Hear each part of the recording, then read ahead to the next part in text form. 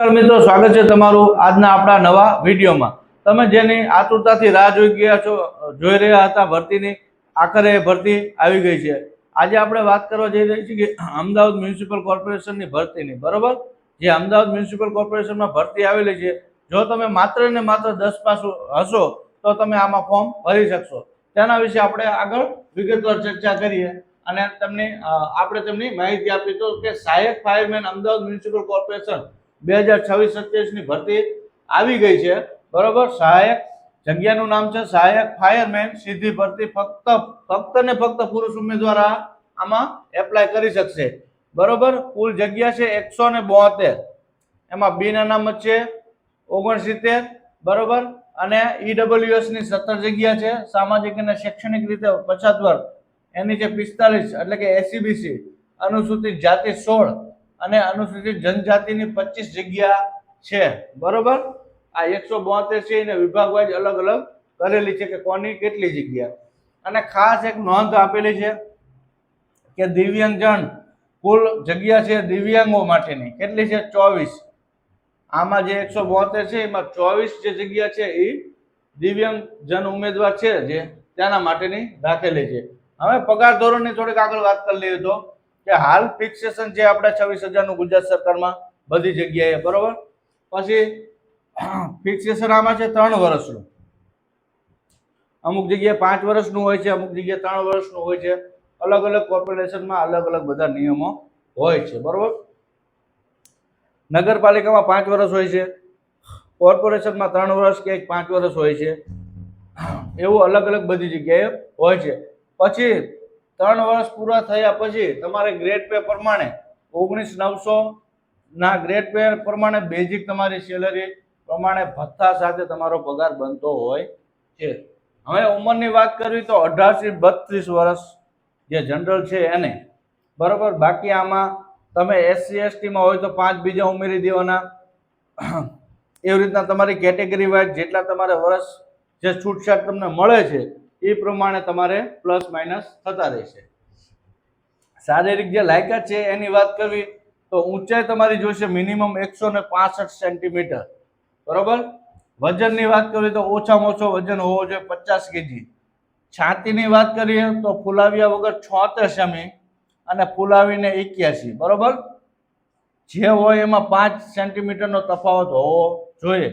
કદાચ આ તમારે ફુલાવ્યા વગર 76 છે, બરોબર, એની જગ્યાએ 78 પણ હોય તો પણ ફુલાવીને 5 તમારે ફુલાવાની 5 સેન્ટીમીટર છે ફરજિયાત જે છાતી હોય, પણ મિનિમમ 76 થી નીચે તમારી હોવી જોઈએ નહીં ફુલાવ્યા વગર, ઓકે।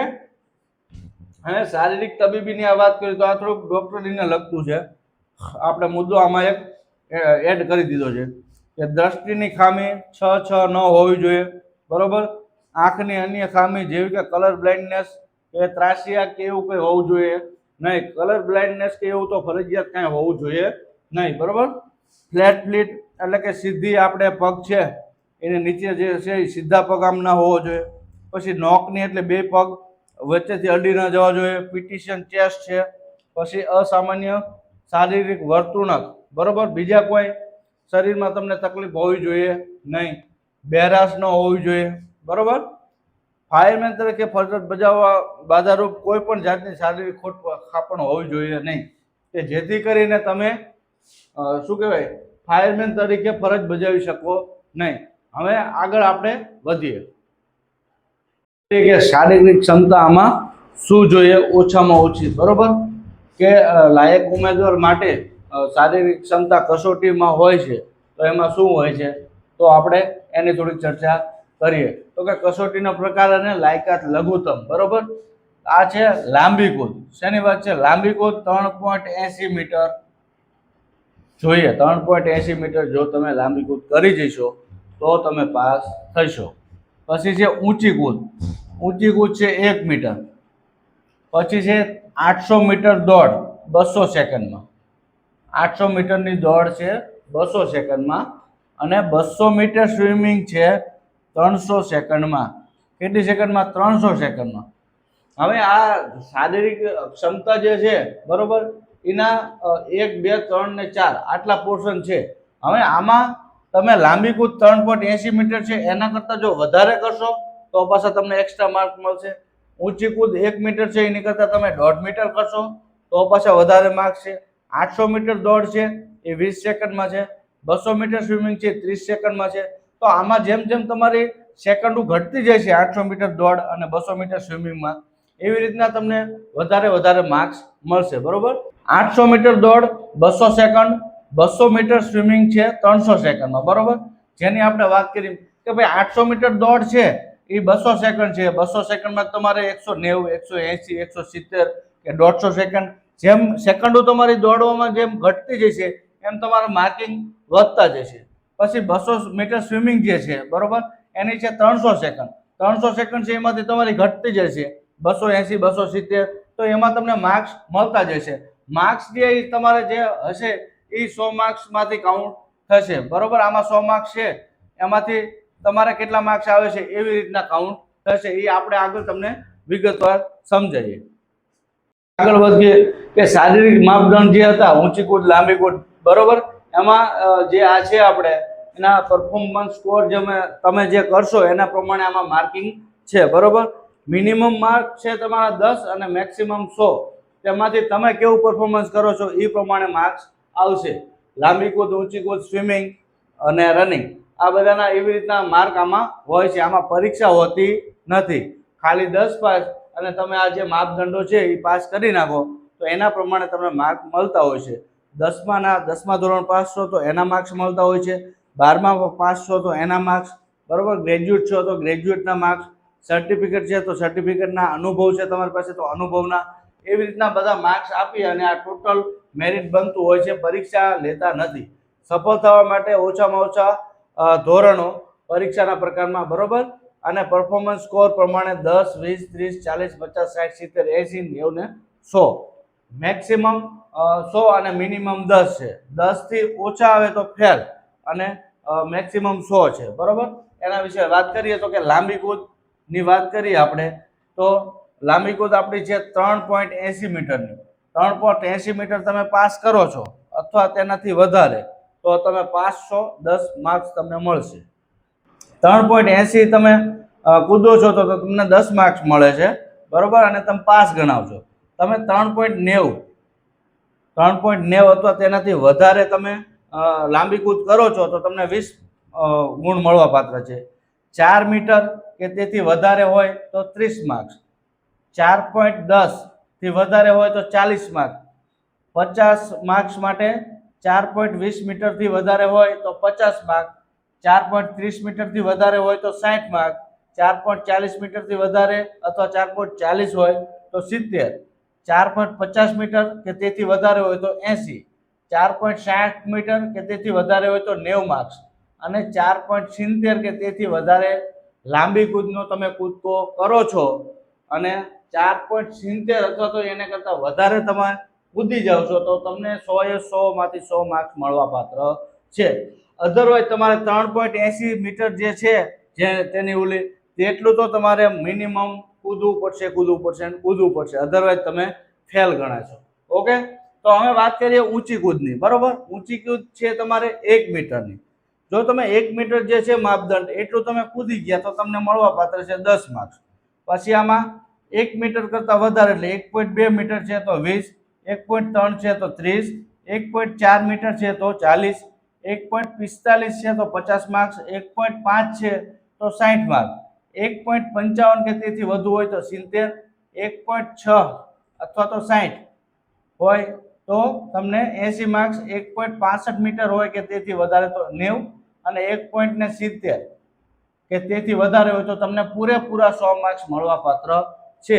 કોઈ એવા વ્યક્તિ હોય જે આટલું લંબાઈમાં કૂદી પણ જતા હોય, ઊંચું પણ કૂદી જતા હોય તો એને વધારે ફાયદો થશે, તો તેને 100 માંથી 100 માર્ક્સ મળશે.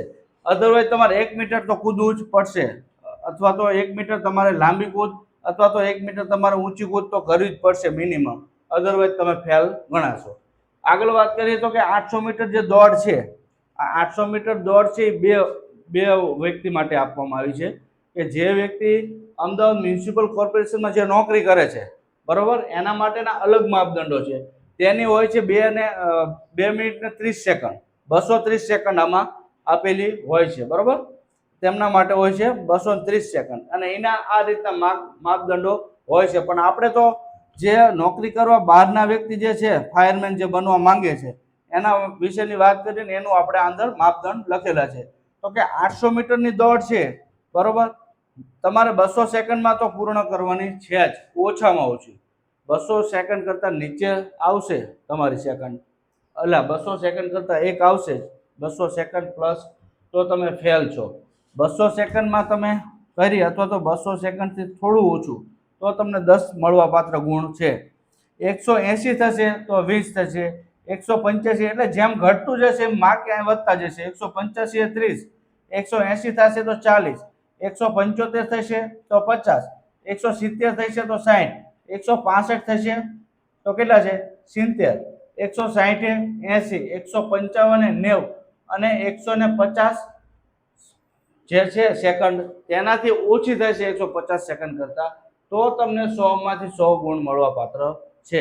જો કોઈ વ્યક્તિ એવું હશે કે કદાચ એ દોડવામાં ફિઝિકલમાં ફિટ હશે તો એના માર્કિંગ વધી જશે, કોઈક એવરેજ હશે તો એનો માર્ક્સ આટલામાં ક્યાંક રહેશે, બરોબર?